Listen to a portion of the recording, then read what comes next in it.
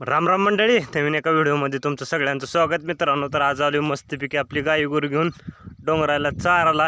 तिकडं आपली जनावरं सोडली ती आणि कसं काय नजारा आहे बघा. खतरनाक गार्डनपेक्षा सहित हिरवं गार दिसाले आणि पूर्ण चारी बाजूनी सगळीकडं डोंगर आहे. काळं कुट्ट आबाळ बी आले भरपूर आहे का.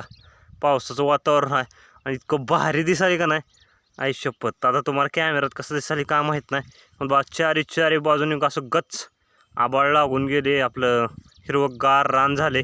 असा गार्डनपेक्षा साईड नाद खोळा. तर बघायला एकदम भारी वाटायले आणि आबाळ तर आलेच.